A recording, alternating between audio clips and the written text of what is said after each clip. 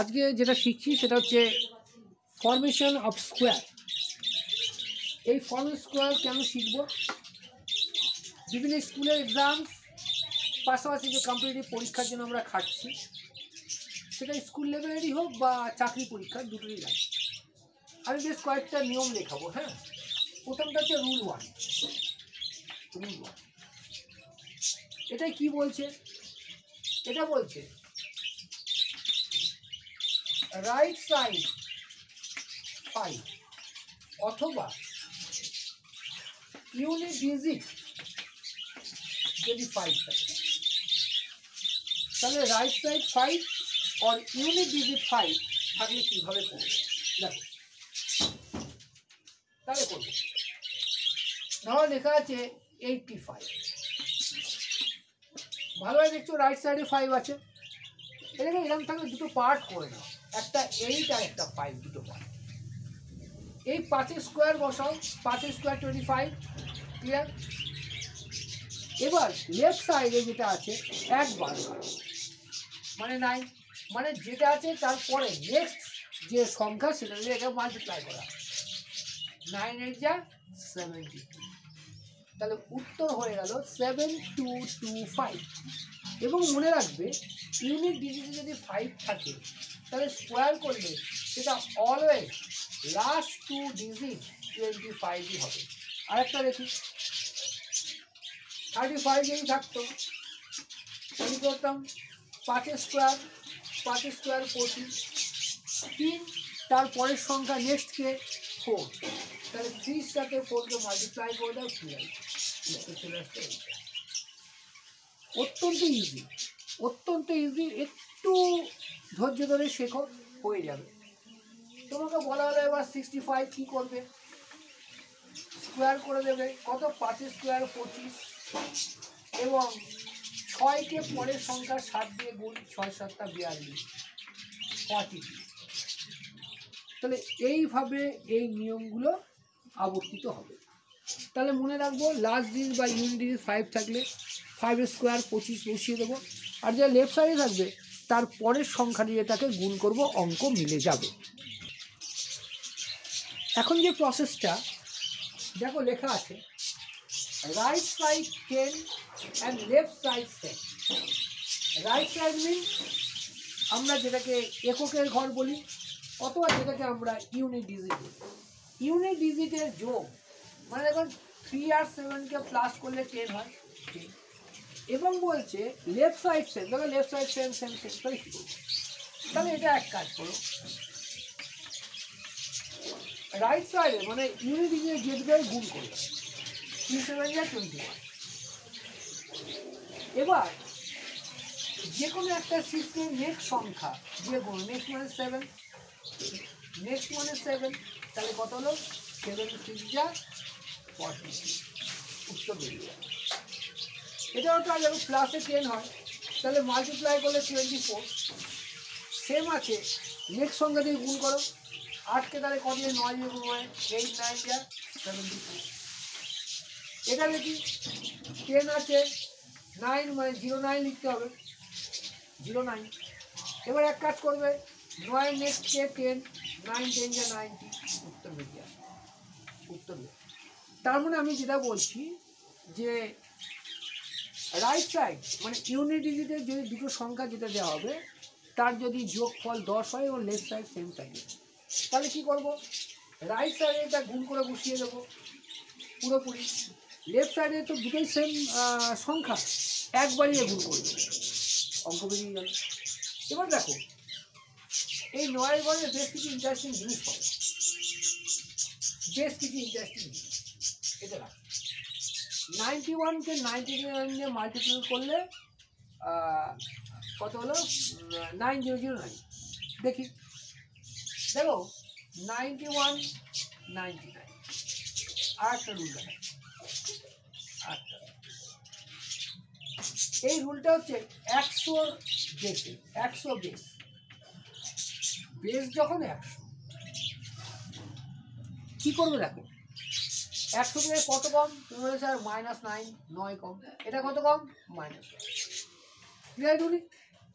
তাহলে 100 থেকে এটাই দেখলাম 9 কম এটাই, এই দুটোর প্রোডাক্ট দরকার।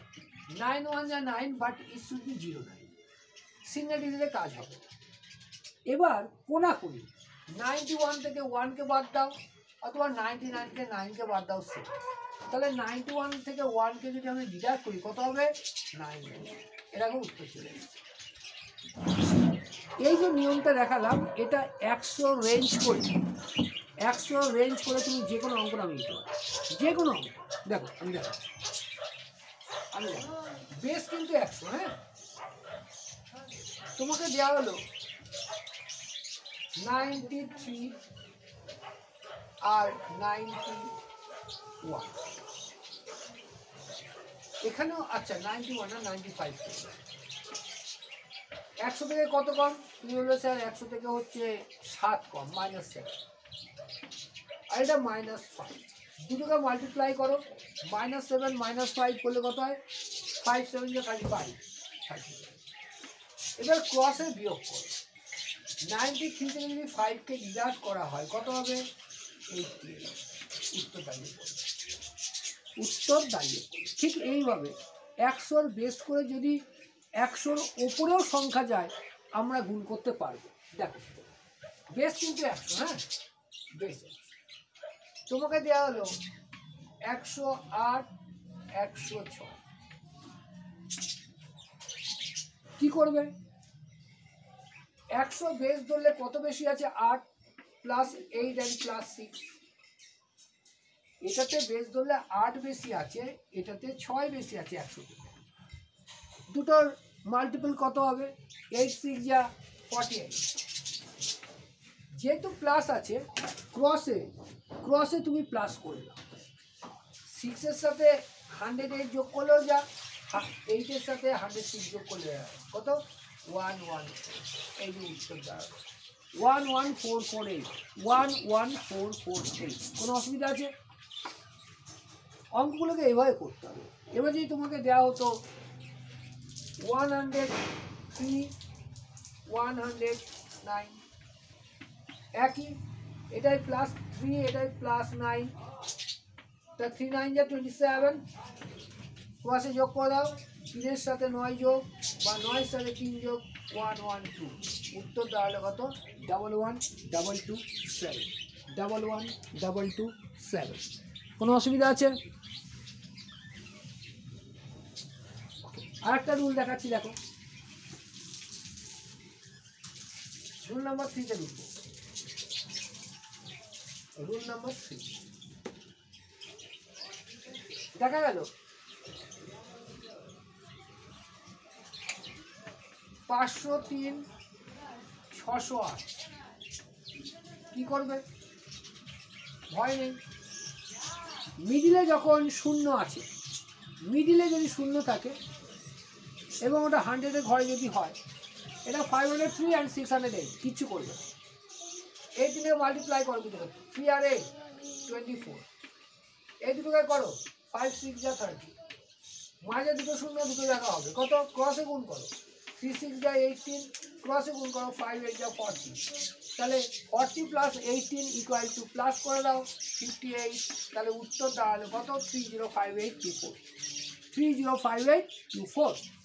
এরকম যদি করা হতো 909 209, ভয়ের কোনো কিছু নেই, 9 9 যা 81, 9 2 যা 18, মাঝে দুটো ঘর, ক্রসে গুণ, 9 2 যা 18, 9 9 যা 81, তাহলে 18 + 81 99 99 99 হয়ে গেল। দেখো অঙ্ক জিনিসটা খুব সোজা, অঙ্কগুলো না সবকটা জিনিস সোজা, এবং ক্লাস 5 to 10 এমন একটা পর্যায়, এই পর্যায়ে যারা যত ভালো পড়েছে তারা তত তাড়াতাড়ি চাকরি পেয়েছে। পরিষ্কার, আমি চাকরিকে ফোকাস করেই পড়াই, ক্লাস পড়ালেও তাই, কেননা নাম্বারটা পেলেই হবে না, নাম্বারটা যাতে যোগ্য হয়ে আমি পাই। যোগ্যতাহীন যদি নাম্বার পাই, এক্সেসিভ নাম্বার, সেটা কিন্তু কাজে লাগে না। বারবার বলেছি, পড়ালেখার একটাই উদ্দেশ্য, হোয়াটএভার আই থিংক, একটা গভর্নমেন্ট সার্ভিস আমাকে পেতে হবে। গভর্নমেন্ট সার্ভিসে এতটাই কম্পিটিশান যে সেখানে আমাকে স্টে করতে হলে আমাকে অনেক কিছু নতুন জানতে হবে, যেটা আমার স্কুল সিলেবাসে থাকবে না। কিন্তু সেই জিনিসটা না জানলে আমি পরীক্ষাতে ভালো নাম্বার পেলেও চাকরি পরীক্ষায় পাবো না। তাই বলছি স্কুল লেভেল থেকেই শুরু করা উচিত অ্যাডভান্স লেভেলের কাজগুলো। আমি দেবেন্দ্রনাথ রায় নবোদয় রেস একাডেমি থেকে বলছি যে ক্লাস 5 to 10 আমরা যে ক্লাস এখানে করাই, অঙ্ক ইংরেজি তো মেন রয়েছে, এর পাশাপাশি অন্যান্য সাবজেক্টগুলো হয়। আমার দায়িত্বে অঙ্ক, ইংরেজি এবং সোশ্যাল সায়েন্সের কিছু সাবজেক্ট থাকে, কিন্তু এর টোটালটাই যে হয় সম্পূর্ণ তো বোর্ড ওয়ার্কে। আর সবথেকে বড় কথা হলো যে যেহেতু 5 to 10 চাকরি পরীক্ষার 80% কভার করে দেয়, তাই আমরা সেই লেভেলে পড়াতে পছন্দ করি। সিলেবাসের বাইরেও এমন অনেক কিছু আমরা শেখাই যেটা তার এডুকেশন হেলথকে ওভারঅল ডেভেলপ করে। তা এডুকেশন হেলথকে যদি ডেভেলপ করতে হয় ভালোভাবে, তাহলে অবশ্যই স্বাগত থাকি আছে, তার সঙ্গে ইন্টারেস্ট হবে। থ্যাংক ইউ, খুব ভালো থাকবে, আবার দেখা হচ্ছে।